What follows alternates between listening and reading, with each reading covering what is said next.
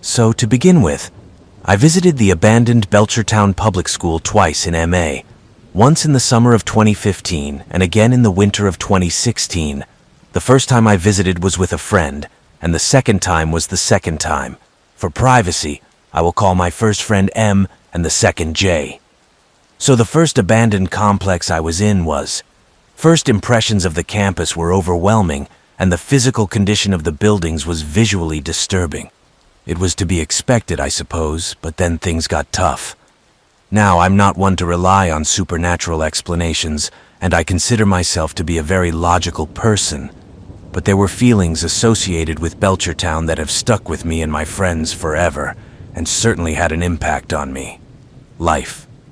Last few years. The first was in the dorms, the first building I entered with M in 2015. The door was open, so we just entered the building through the window. It was dark inside in the middle of the afternoon, and as soon as we entered, we heard the sound of dozens of bats above us. It was a terrifying experience at the time.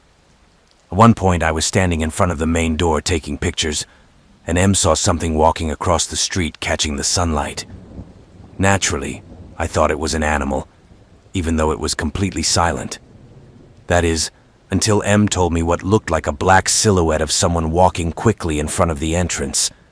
I get that he's paranoid, but I have to say, we got out of the building pretty quickly. The next incident occurred in what I call the epicenter. Something was wrong with the entire campus. But there was something seriously wrong with the hall building, especially the basement. We approached him from side to side, up to the cast basement window. I tried to take some pictures on the phone outside the window. Every photo I took in this direction showed up as a completely black image on my camera roll. No information, just black. This happened several times, and once M, who was using a Canon SLR film camera in the early 1990s, was unable to take a photo. It got distracted and didn't work in manual mode, and then the camera refused to even shut down. Now we were a bit shocked, I admit, as a sudden blast of cold air came out of the buildings and made the hair on our bodies stand on end. We immediately left the area because the feeling was really uncomfortable. It was later that we ended up in the basement of the hall, but it wasn't until our second trip that things got a lot more hectic.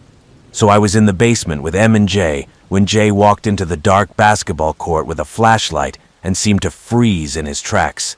He stopped short of his sentence, slowly left the room, and wouldn't tell us what happened. We ditched him, but later he told us what happened. He explained that he believed he saw a dark figure in the far corner of the basketball court on the decaying wooden walkways. He said the figure was straight, then into the darkness the man stretched faster and faster, as if he had simultaneously stood up and stretched into the blackness. Anyway, we spent some more time in this basement, feeling this eerie feeling. And it definitely felt like it belonged there. I'm always afraid to say this part. People will judge my confidence, but I hope I'm not human. I mean, we've all felt like we've been watched, or even hunted by something truly evil. We can't see it or hear it, but you can feel it like a weight that wants to drive you crazy. Now, I know there are a lot of scary things that happen in Belchertown, and I've been to a lot of scary places since then, but this one takes the cake. As the sun began to rise that day, we all felt that feeling intensify. He embodied the entire campus at one point, and he was truly hostile. Going back to that day was the first time I realized the feeling was coming back, that it was following me in some shape or form. For the next few weeks, I would push this feeling away, and for the next few months, I would go through some of the worst times of my life. I can't tell if it's really related to the place or not, but sometimes I feel like I'm holding my mind, like I want something in the basement. My friends and I all reported similar emotional issues, and we later made an informal decision: find out if it's a mess from this place that follows us all in different ways. Over the next few years, we would meet with urban scouts and some people who were in Belchertown, and they all confirmed the same thing. Something happened in the basement of this hall. So I was a short-term housekeeper for beach rentals up and down the coast. Some of the houses were new and massive, while others were the original homes of early settlers who were able to stay in the family. I've had the feeling that some of these houses do little things, a gut feeling that I'm being watched or that I'm not alone in the house, but I can always deny it and laugh it off in fear. Nothing happened to me that made me think there was something there. But then I was tasked with cleaning this big house, 2 stories, on the beach. And after walking inside, I heard commotion from the back bedroom. Who am I shouting all this? A housewife. But no one answered. This is to be expected as no one is supposed to be there when I'm there. But occasionally another hostess will stop by to help.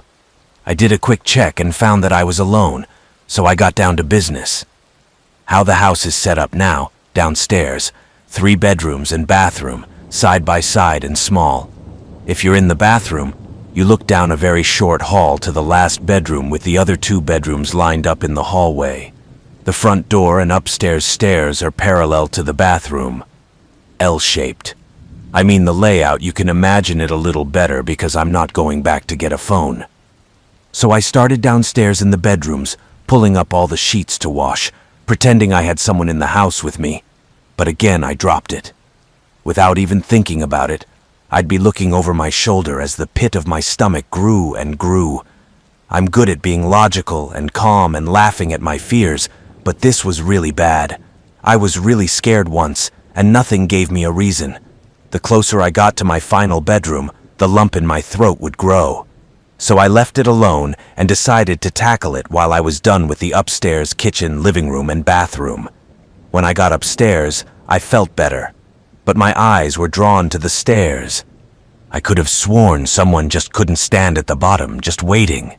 I say this because every time I looked, the little shadow would move as the top of the head looked.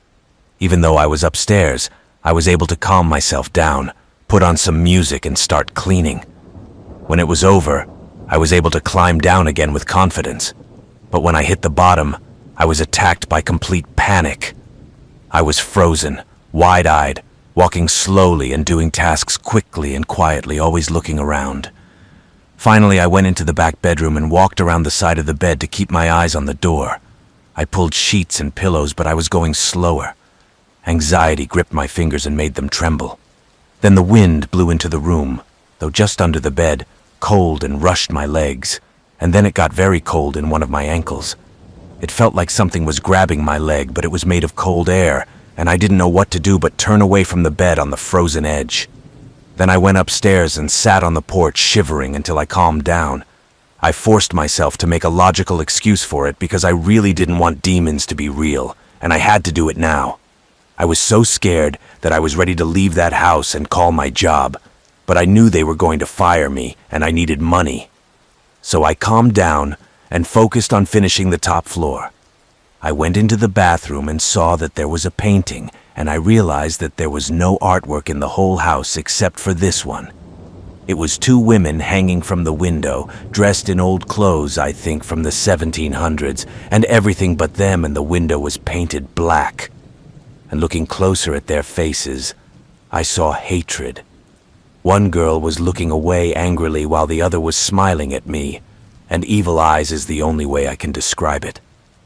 Then I noticed his eyes following me as I moved into the bathroom. I tried to clean the mirror and couldn't stop staring at the painting behind me. My gut told me to get the hell out of the bathroom, and I finally did. I couldn't even bring myself to look at the closed bathroom door. It scared me so much, and this is the fear I described. It was unlike any other feeling I've ever had. It was overwhelming me. All my senses were so heavy, my body was screaming at me. But I had to finish at least the bare minimum, and I still had to make the beds and vacuum the floor, and I couldn't miss that job. And I mean, how can I explain that I'm not done? No one would believe me. So I run downstairs, hurry, make the beds, and finish. I go into the bathroom to wipe the mirror, and I look at it and see the door behind me to the last bedroom.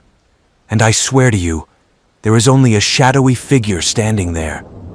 Everything that radiated from this figure made my skin crawl. The hair stood up on the back of my neck and I started crying without even realizing it. After what seemed like forever, I just stared at her. And when I looked, she was gone. I whipped around to see what I might encounter, but saw nothing. I looked from the bathroom to the bedroom for a few seconds, noting that the vacuum was still attached, and I couldn't leave all my tools behind. All I had to do was grab it and load it, and everything else was taken care of. So I started to muster up the courage, which made me feel a little better, like a lot of mock confidence, like, yeah, you're a little bitch and stuff like that, while I went in and twisted the cord. I looked down, standing on the small back of the wire, partially over the wire, suddenly at the upper periphery, someone in front of me, between the bedroom and the bathroom. I was so taken aback that I immediately looked up and to the right at the woman. She was standing there in a nightgown and just looking at me. My body began to vibrate with adrenaline, heart-pounding, bone-locking fear. I couldn't understand what I was looking at, but his eyes were evil and he wanted to hurt me. That thing stood between me and getting out of there. I looked back at the cleaner, planning to hit him when he disappeared. I didn't wait. I took this opportunity to slam the door, and when I did, I found it wouldn't open. I'm banging on the door at this point and trying to scream for help, but my throat is hoarse. I open and reopen and kick and it won't budge. I go upstairs, squeeze the couch, and stare wide-eyed at the stairs. Literally in front of me, he stopped halfway and looked right at me. His body seems to be made of different thicknesses of smoke or something, which is invisible to the eye. His face faded a little, then his body, but it stayed there. I really didn't know what to do other than run to the porch next to me, hang from the balcony, and drop 20 feet down. And when I landed, I looked at the front door, which was partially open as if inviting me back inside. I walked down the street for a bit, called my boyfriend to pick me up, and I cried. When he got there, I explained everything, and I think he wanted to believe me. But like me, everything can be met with logical answers. I quickly calmed down with him and we went home. I quit my job soon after because of the bad hours, but while I was still there, I told the manager that I didn't work at that house, and he said I wasn't the only one complaining about how I felt. He is in the house.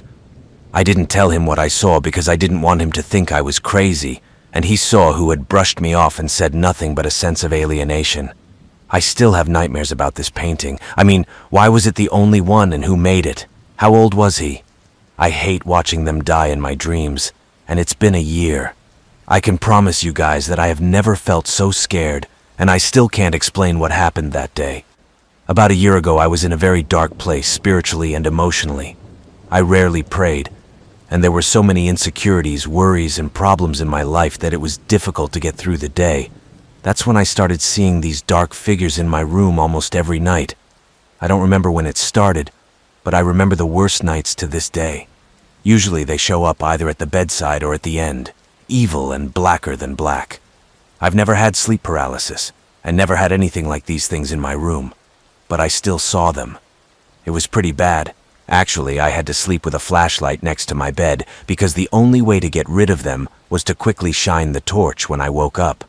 Now, normally I'd wake up to someone in my room and it would wake me up on its own, but one night I woke up and saw 3 of them surrounding my bed, all at the same height and all looking straight at me, not moving or talking, just looking at me. Now all of this can be rationalized, right? An overactive dream or just half asleep. I have 2 reasons for thinking these things are very real. So I woke up one night to see something smaller like a child at the end of the bed, and somehow I wasn't scared. I think maybe it was because I was still awake, but I never talked to these things. But that night I did. I said as I looked at him, I could see that the funniest thing had happened. He started walking towards my desk and stood behind my desk as if trying to hide. My other reason is that earlier this year, some missionaries came to our place for dinner, and I asked them to bless the house and our family. I didn't see anyone else in my room after that. I know many may call this a coincidence, but I don't think so. These things were very real, and I think something was saved. I won't tell anyone in my family because they think they'll talk less and I don't want to scare them. Plus, I don't think anyone will believe me. I was 16 at the time, and I was dealing with some shady characters for shady reasons I won't go into. I had 2 friends, but I was very close at the time, and they were basically street guides because I was a very sheltered kid up until then. Anyway, one night we were drinking and dancing at the club. Great night, went well. Met my boy at my age. She's 18 years old, a high school student, hot as hell, and I couldn't resist. I was very drunk when I made this decision, and at the time I was separated from our designated driver. I blurted out like the horned moron that I am. and moments later I got into his car, running errands, and he drove me to his place. In better condition, I would recognize it as a red flag house. The 2-story building, built into the hillside, looks to be 200 plus years old. You get it. It's beautiful.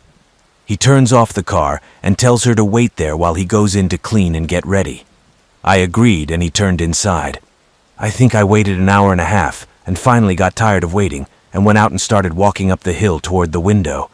Inside I heard various animals and glass moving. Now, I expected some things to happen that night, so I thought it wouldn't hurt to take a look out the window, but instead of naked rags and body oils, I saw her move a bunch of old bottles and a handbook to another room down the hall. Curious, I started to feel better, so I ran across the house to another window, and I saw hundreds of the same dishes sitting on the shelves and piled up on the floor. Looking closely, all of the dishes seemed to contain animal parts, maybe even embryos, which reminded me of wanting to be a vet in some way. Now I realize that I rationalized all of this in a horny and drunken state that could have killed me by the end. Anyway, he was on his way back, so I went back to the car and waited, looking even more drunk than I was at this point.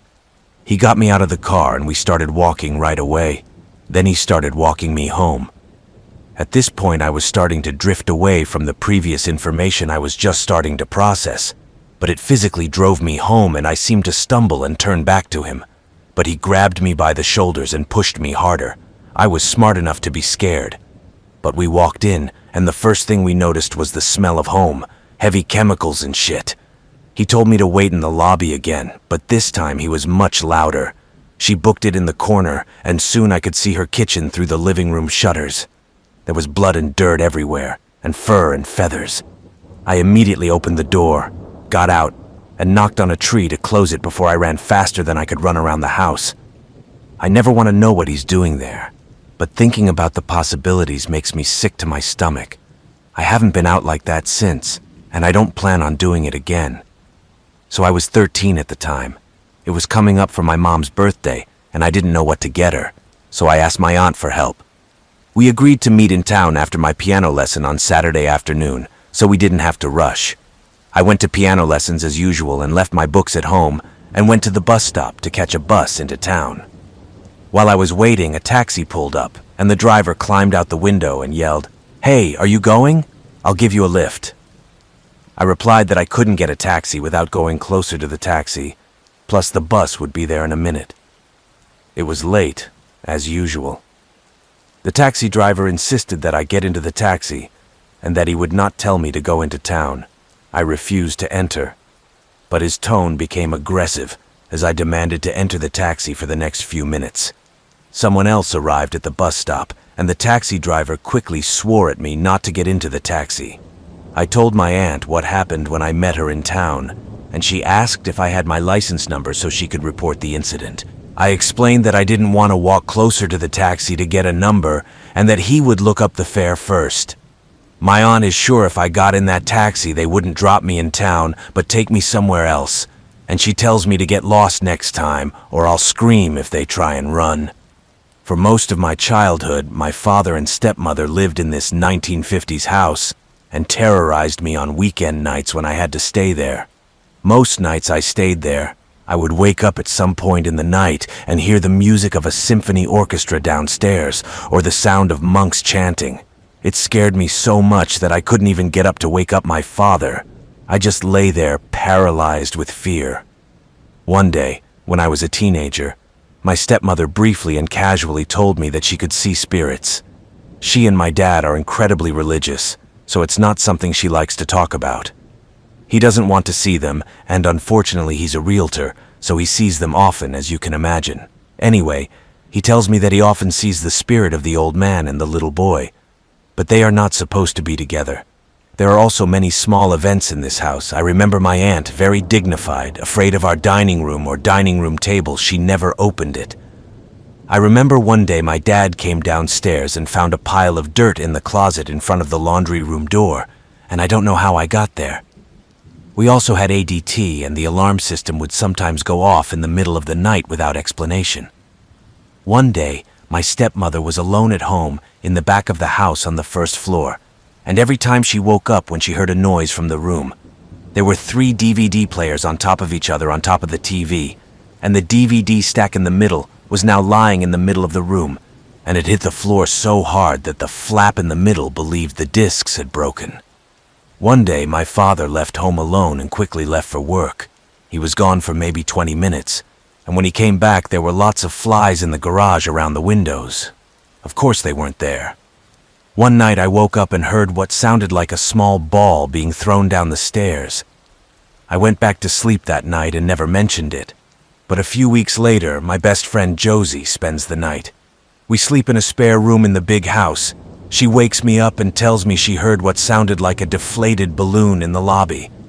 There's a lot more that I can't remember, but it all, as you can imagine, really blew me away. This was about 1.5 years ago and happened around 2 or 3 in the morning in the Houston area, one of the top cities for sex trafficking. My friend and I were driving and stopped at Walgreens for something we didn't remember.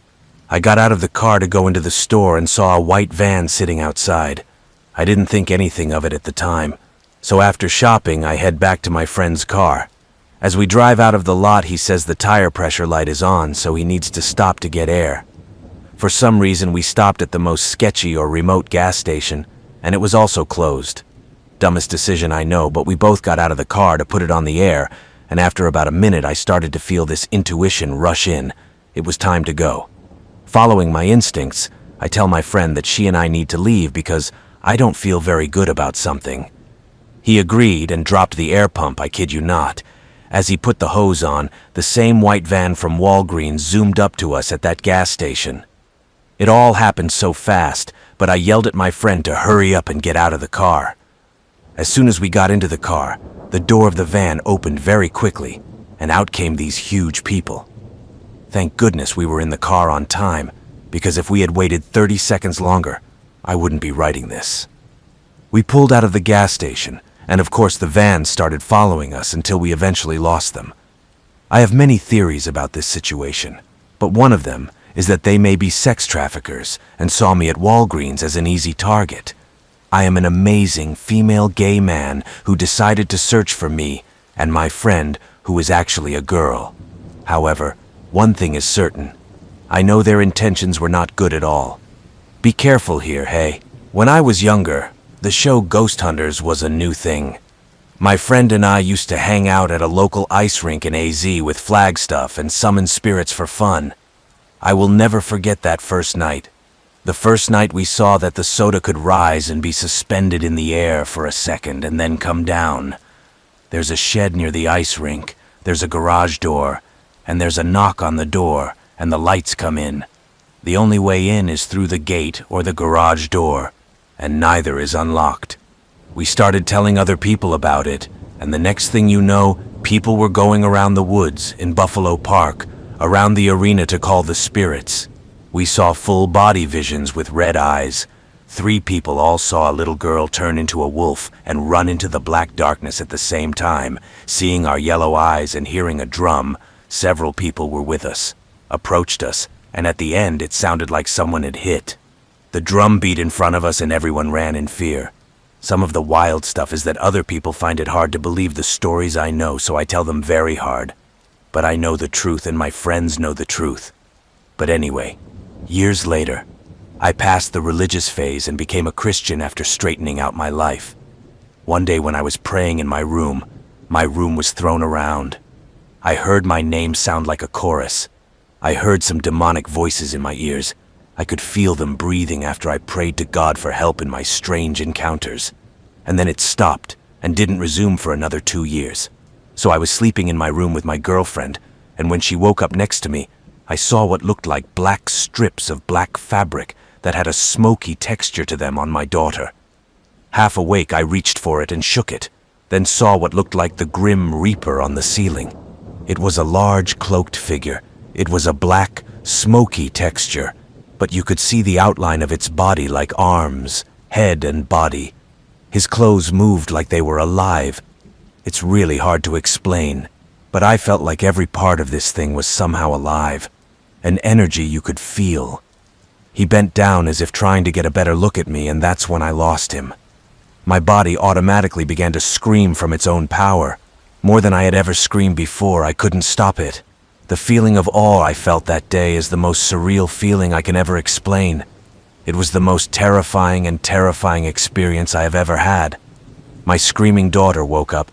She saw this too and completely shut down, cried and hid under the blankets while I screamed out of control. My brain seemed to know what to do, but my body screamed and I just stared. And eventually, I'm done. I think, out of fear. While it was unusual to pass out, I was in a plane with an engine failure and crashed into trees, and thinking I was surely going to die was nowhere near the feeling. Fearing that this thing gave me away. It was like my soul was afraid of him or something, not just my body and mind. Anyway, after this meeting, we opened the door to ourselves after waking up at 3 a.m., and it took a long time. Fast forward to now, I live in an apartment with my daughter and her mother, and nothing out of the ordinary has happened during our time together. The only weird thing was that we both woke up at 1 a.m., 20 in the morning when my daughter was pregnant and her water broke after a few minutes. I think it may have been a strange coincidence, but it has to be said. But the next night I woke up and saw a dark figure rising from the space between the closet and the door. I squeezed it like that, thinking I was half awake and still dreaming. The other day, my girlfriend and I were at home watching TV in our living room when we heard a banging on the bathroom door. Why is my girlfriend making so much noise when we meet in the hallway? He was upset and asked why I'm threatening him like that. I got up to ask him what the fuss was about. He looked at me horrified, then said he didn't believe me, and we got into a short argument about it. But the next night, I wake up in bed next to him, and we're both on our phones, when I hear someone rummaging through our kitchen drawers. The sound of silverware clinking and wooden boxes being thrown open prompted me to get up and call the police to arrest Mossberg and my girlfriend. I turn on my light and check for potential intruders, and it's clear when I knock on the kitchen, but the kitchen drawer's open, which is really weird. I turn on that light and the room lights up. Nothing. I check my daughter's playroom in the bathroom and everything is clean. I understand that the windows are not open and the front door is still locked and untidy. I tell my girlfriend to tell the dispatcher that there is no break. They tell her, and they still want to send an officer, but we decline and tell the woman on the phone that we will call if needed. We make sure the house is clean one last time, talk about what happened, and finally go to sleep. This morning, my girlfriend and I woke up and we start our day as usual, heading to the kitchen to start our daughter's breakfast. Now everything is open, boxes are covered, nothing is thrown away, nothing is taken or destroyed. We both know something is wrong, and we are looking at what we can do. My girlfriend found a crystal shop and anything else, and we get something called Hollywood and candles. We are told to light candles while burning the Hollywood, and pray with the Hollywood burning in the living room. And as for this moment, I haven't seen or heard anything, but I'm 100% sure that something was attached to me at some point. I think this is the end, and I'm finally out of it. I work for a busy company in Orlando, downtown I-Drive. If you're not familiar with the area, it's short for International Drive, which is short for Tourist Center. This means I tend to work a lot of late nights, which my husband never likes. 2 of my co-workers had some weird experiences in our parking lot, so we always left after 10 p.m. with someone else, so someone was there when we got to our car. And we women certainly believed in doing the same.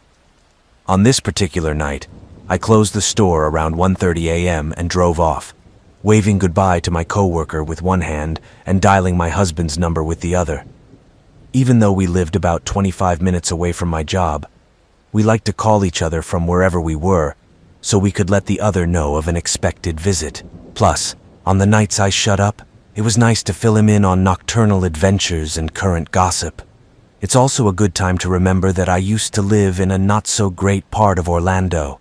When I moved there for school, we moved into one of the cheapest apartments we could find, which accidentally meant moving into the ghetto. I didn't mind it at all. Our neighbors were nice and the apartment was cheap at the moment.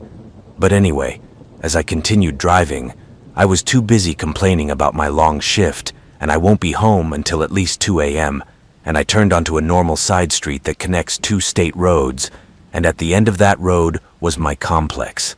This route usually only took about 8 minutes, and it went through the neighborhood, but I was a little nervous to turn it down because it was my last turn and I was almost home. So I'm walking down this windy, empty road, and out of the corner of my eye, I see another car moving. As I mentioned before, this road went directly through the neighborhood, which had an infinite number of roads above it, which led to roundabouts and circles filled with houses. It is very dark, lit only by headlights and dark street lights. But I saw a van coming out of a street, not even 15 feet. And this next part happened so fast that I didn't know how to do it.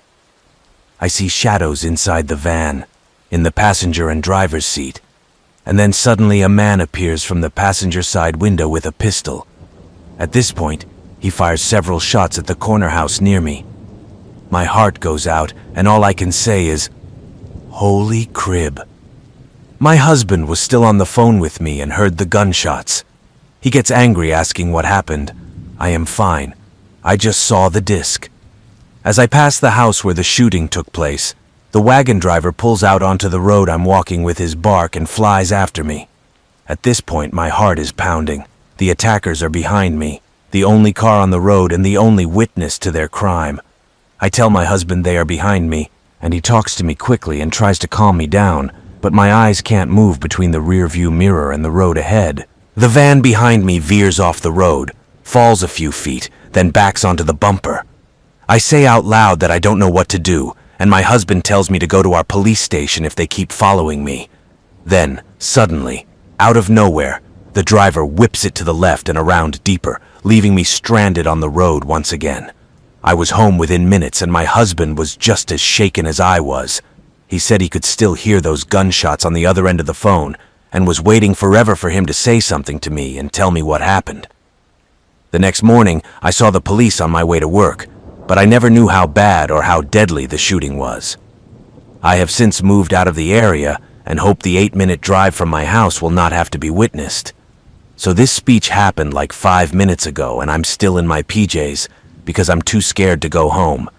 I live in an old house and have been here for about 2 years, I think. And since I've moved, a lot has happened to me. Oh, and people who are open. Things like knocks, footprints, moving objects, falling, flashing lights, shadows, and sounds. So many things I want to move, but I'm just flat broke. I can't do it. And anyway, there's no one else in the house but me, so I hang the shower in the communal room. I grab the laundry basket, hang up the socks, and walk halfway through the kitchen when I hear this noise behind me in the utility room. I don't know how to describe it other than a deep, roaring scream. Whatever it was strange and powerful, and I had never heard anything like it in my life. I wish I could explain it better, but I don't know how. It was a strange and terrifying sound. I froze like a deer in headlights, turned around and stared at the door, and walked back before running back through the back door and into the garden, where I now sit half ashamed, terrified. What I do in my house, and I'm terrible. I know I'm alone here for another 8 hours. I think I should check now. I remember to breathe again. I wish you luck. I've had many paranormal experiences in my life. No one was very dangerous. They were just that. But one incident stuck with me more than any other. That's why I didn't have many friends as a child, and I tended to hang out with my family more than anyone else. We always spent the night at my house.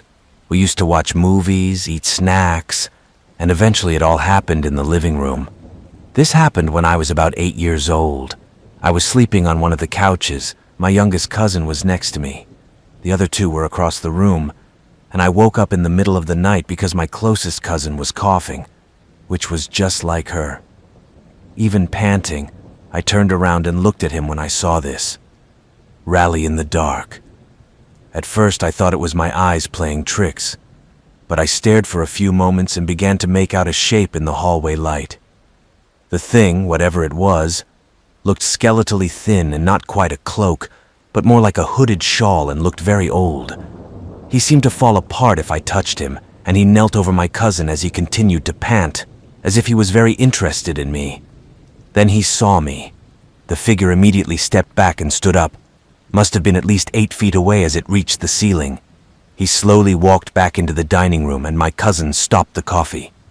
I felt like I watched the rest of the night and stayed up until morning when the sun came up, and I knew for sure that the thing was gone.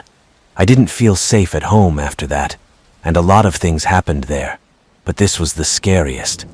Everything I said was written down because you dreamed or thought you saw something. I was wide awake and I know what I saw. I don't know what it is. This experience took place in Nepal in June and will be a bit longer, so stay tuned. I traveled there with 6 other students who were girls from my college to do a volunteer internship there on the main outskirts, Kathmandu City. We were all 20 and 21 years old. I think the whole trip was 6 weeks, but we did the internship after 5, so we planned to do whatever we wanted for the last week. We took a 7-hour bus ride to Pokhara, one of the most touristic cities in the country. Many Himalayan treks start from there, and it is a popular paragliding spot. A beautiful area of the city where travelers live is called Lakeside because it has a large lake. We stayed 6 nights in a good quality hotel in the area for only $50 USD. For the record, this is a very safe country in general, even though it is very poor. Except for this experience, I never once felt unsafe. Almost everyone is incredibly friendly. Violent crime rates are lower than in the US, and guns aren't really a thing for a non-police person. Anyway, one night we were all at this place with live music where we were all chilling, having a bunch of drinks and smoking some stuff. And when we left there, I was like 410 drunk. We start talking to a guy about 40 years old on the sidewalk, and we smoke with him. But I don't remember what we talked about. By now it's around 9 p.m., and the girls all decide to take a quick taxi back to the hotel and call it a night. I plan on staying out a bit, even if it's just a solo bar crawl some nights and talking to people from all over the world and other travelers on the street. I would often spend like 30 minutes chatting with random local dudes, and it was very comfortable to be by myself. So I continued to talk to this guy. His accent was hard to understand and he didn't speak the best English, but we still managed to communicate well. Whether I should ask him to repeat things or not, I would show him that I understood what he said. He starts asking what kind of drugs I do, and even though I smoke weed, I don't want it, so I tell him the only thing I drink is. So he was like, "Follow me and we can get a beer." We go to a small shop nearby. We each buy a tall boy and then walk back to the street to chill. He asks if I need anything. "Do you girls want?" And if this little air works and discovers that it is like a whore. We both laugh, but I'm not like that. So we just walked this way drinking and chatting. Fair was a crowd. He wasn't an intimidating guy at all. He was like 5'4", and I'm not very tall, but yeah, he wasn't a scary guy. At this point, I get moderately drunk and see what adventures I can get into, and we take a cab to his house, which is quite a distance away. So now it's a bad area, but it's not sketchy, and the story gets a little weird. So we're going down this road now, and he wants me to go down another sketchy road with him, and I don't really get what he's saying, but I tell him no. We go into his place. It was a super small rectangular room with a couple of small beds and nothing else. There are 3 people there. One of them is his brother, who looks a little younger than him. One is his mother, who looks like a sweet 60-year-old lady. He didn't know any English, but he was friendly and smiling, and thought it was funny that his sons were chilling with Americans. The other person was a guy sleeping nothing in the middle of the floor. It was hard to tell, but he didn't seem related to them. He still had dark skin, but it was much lighter than theirs. I thought it was a little strange too, but it seemed normal to them, so I didn't pay too much attention to it. So I sit on the edge of the bed and talk to them about random things. His brother seemed to have something wrong with him because he was cross-eyed and seemed to look right through me as he spoke. I took selfies with them, and I smoked because I sometimes do that with random people, because it was funny, and they start asking me to drink these things in a pot or something. It's hard to remember what it is. They say it's a drink from a nearby mountain, but I doubted it. I was like, "You don't drink." He said something about not drinking anything after the earthquake. Then his brother looks like clockwork and starts drinking it, but I'm trying to figure out if he wants to drink it or not. I really can't tell. I still had some beer left and I told them I was fine with that, so the guy is like, "Just go and put a small amount of money in my jar." I was still very relaxed, but they could sense my doubt, and one of them asked me why I was afraid, but he says it in his accent like he's scared. So I play a dumb laugh and I'm like, I don't know what fear is. At this point, I tell them I have to go back to the hotel. Me and the original guy leave, and I get into a taxi and tell them where to go. I still got this beer in my hand, but I didn't drink it again, but I held on to it so it wouldn't bother me. I still knew the general area I was in because I had a very good sense of direction, and this taxi was going left when it should have been right. I tell them it's the wrong way, but the original guy says it's the right way. Whatever I am, maybe sooner is right. But also part of me was thinking that something was wrong as we got deeper into the city. Finally, we get onto the main lakeside strip, but we get off much further than the hotel. I tell him, but he still doesn't seem to care. He says to relax. We're going on an excursion or something that doesn't make sense because it's nighttime, and they start playing me Justin Bieber, but I'm still low-key. Now I'm sitting there thinking, well, if something bad happens, I've ruined the trip for everyone. I didn't have a phone plan, and I could only contact people if I had Wi-Fi. We pass the end of the lakeside strip, the furthest I've been on any other day. The road then skirts the lake and becomes a dirt road to the outskirts of town with not many buildings passing by. We drive this for like 5 more minutes and then stop on the way and we'll go out. Finally, a little further on, there are a few buildings, but not much else. The guy starts walking towards the people asking him to follow him, and at this point I'm like, nah, I'm going back to the taxi. I didn't ask the driver to stop here. The guy realizes I'm not following him and walks back to the car and starts talking to the Nepali guy for a minute while I stand there. They said they would refund me for the equivalent of $15. I'm very upset, and I'm arguing with them to take me back for free. I'd rather pay them back and start walking. I knew exactly where I was, but it would take over an hour to get back to the hotel. He tells me no, it's too far, and after more arguing I agree to them for $5. Finally, they take me back to the hotel, thank God. When I pay, I give her $5, but it's like, I thought it was $15. I was like, we agreed on a low price. So I give him a high five and I walk out, but the main guy walks out with me and wants to go into the hotel because he says he needs water. It's now midnight. The lobby is mostly open air. I put her on the potty and I follow her up to my room. When I got back, I threw up, partly because I was a little drunk and partly wondering where that guy had taken me. It's probably something I'll think about for the rest of my life. I mean, there's a small chance the guy could lead me to something interesting, but he slowly gave me a sketchy vibe as the night progressed, and I trusted my gut feeling. I don't know if the taxi driver and the guy know each other. Maybe I got mugged or something. Maybe the guy on the floor was high on booze and they wanted to give it to me. But who knows? I might as well be a parent. Overall, I have no regrets because I played my cards right.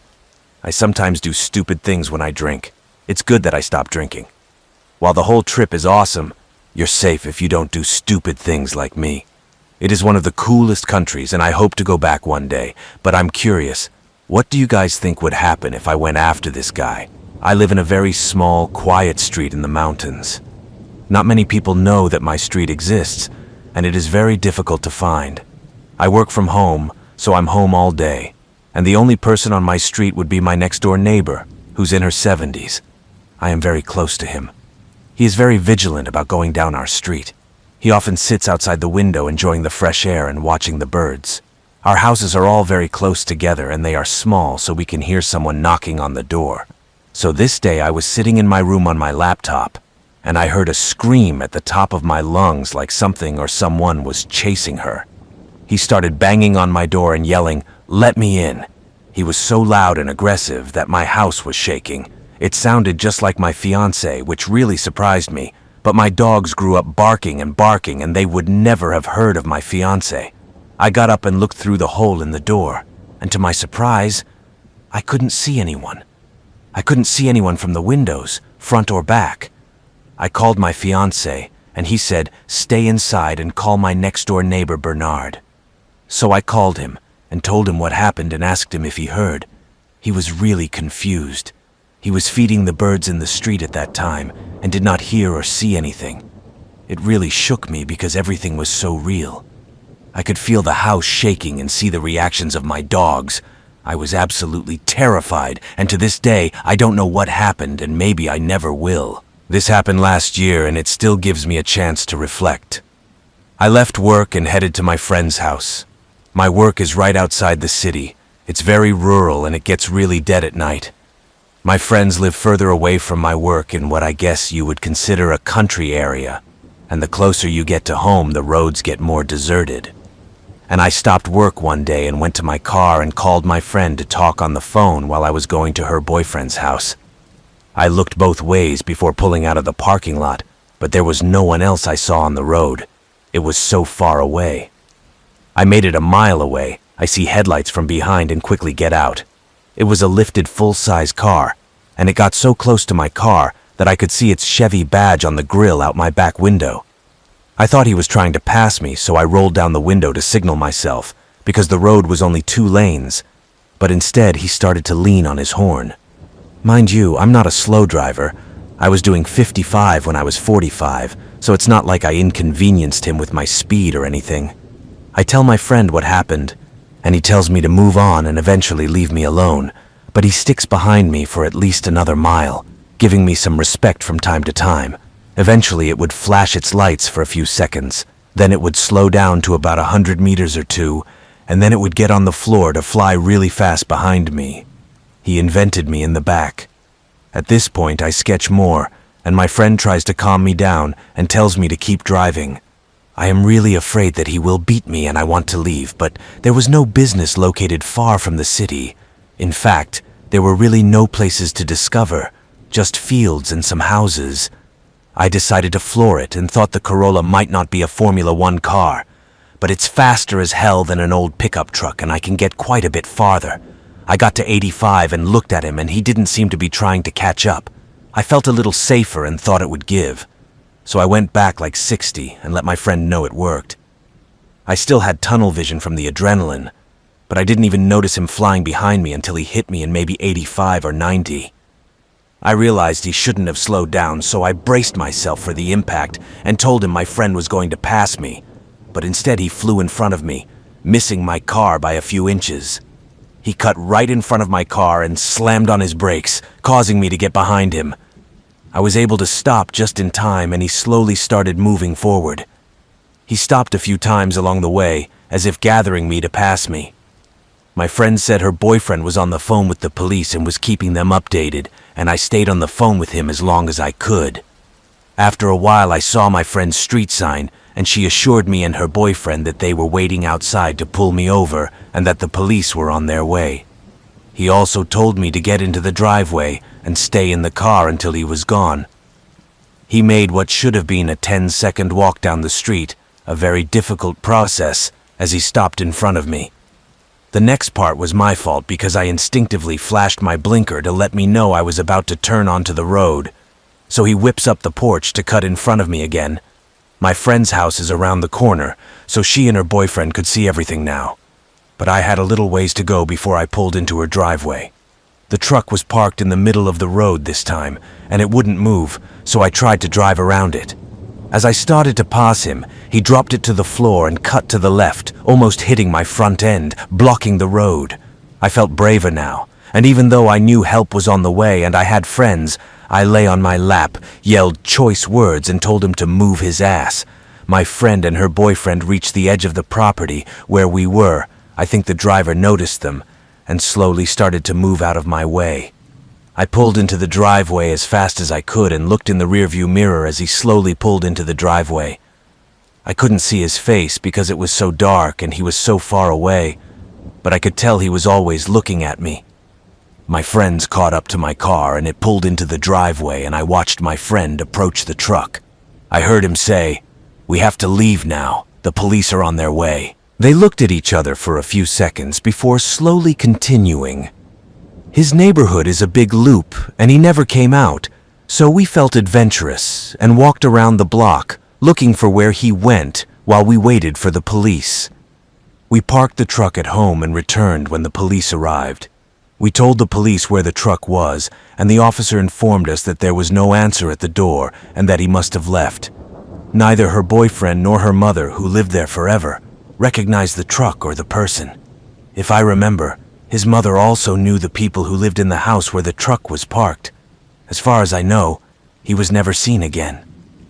Now, since I'm a very young woman, It's almost midnight. We're all together and he watches me leave work and makes me want to wreck my car so he can steal me or something. When he realized police were involved, he parked the truck in someone's vacant driveway and apparently left it to hide in a nearby field until police left the area. He bought a house built in 1880. When I examined it, the inspector said that there had been a fire at some point, probably a long time ago, because there were marks on the furnace bricks in the attic. So we moved in, and on the first night we woke up to screaming kids. I didn't think much of it because I was in bed. Maybe the dream was true.